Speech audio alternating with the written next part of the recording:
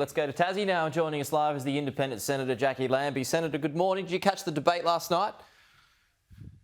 I did, Pete. I sat up and watched the debate. What'd you think? The end there, I'm so tired of her blah blah blah blah blah.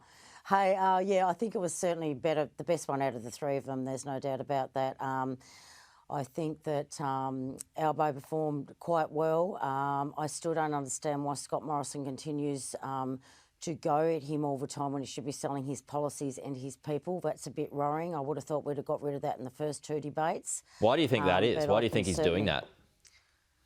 I don't know. Maybe it's just the sort of person he is. That he thinks that going at them is actually going to win votes. People don't want to see that. They're sick of it. What they want to see is solutions, and they want to hear them. That's what people want to see out there. So going at your opposition out there, I don't think is helping the situation anymore. Like people just detest it.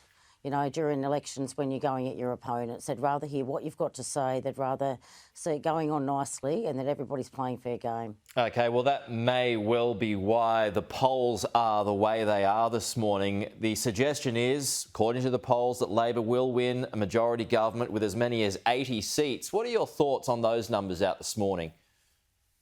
Mate, what are we still 9 days out? Look, if they're going to win by 80 seats, good luck to them. That's not an issue, but I just don't know. I certainly wouldn't be calling it this early out. I have been standing at a polling booth all day. I've been all week. I've been out there at Glenorchy, and I can tell you, even though it's only drip coming through there at the moment, it's quite slow. You can see that they're picking up other pieces of paper, but they're not picking up the Liberals' part. That is Glenorchy for you. In Hobart, it might be completely different, although I'm not hearing it's any different in there either. So you can see from hearing from people that I've got out in the polling booths is that they're not taking the Liberal how to votes and things like that. So, right. That could show you some sort of where we're heading here in Tasmania. In saying that, though, Pete, I just want to be really careful here because it is very drip the first 3 days in all those polling booths down here in South. And apparently it's a little bit like that in Launceston. So I guess we're going to get a little bit more information next week rather than this week, or certainly going in Saturday when it starts to pump up a bit more. OK, well, let's zero in on a couple of seats. Again, this is all according to polls, which may or may not be accurate, as we know. But Bass is to fall to Labor, which would mean Bridget Archer would be gone. Braddon to stay Blue, Lyons to stay Labor, Clark to stay Independent. How does that match with your read of things? I would have thought Braddon was going to fall, to be honest with you. I'm Braddon resident. I would have thought that, to me, it seems that Labor is going to come over the top of Gavin Pearce. That's what I'm hearing, and I've been hearing that for a few weeks now. I don't see that changing, to be honest. And I'll tell you what, Bass is a really tight race up there, so it's anybody's guess. But I don't think Gavin Pearce will be able to sustain his seat, to be honest with you, what I'm seeing and hearing on the northwest coast. Right. Okay. So that doesn't quite match with your view of things. Those polls out today. Again, it is a small number. When you really narrow it down, it works out to be about 125 people per seat in this survey. Yeah, I think also it's also going to see where people put their second preferences, and that's anybody's guess. A lot of people down here in Tasmania don't follow the how to vote cards. They just want to know who you are and that they put you first, and we sell it to say, whoever you put second and third, that is your choice. It is a democracy, go for it, but if you can vote for us first, that's great.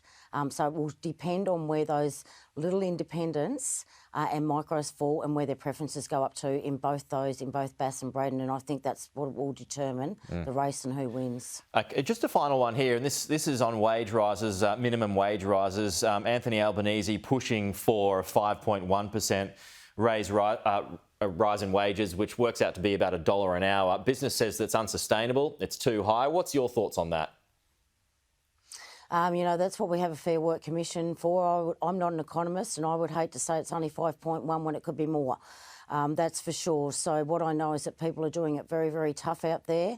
There is a big gap between the pay wage,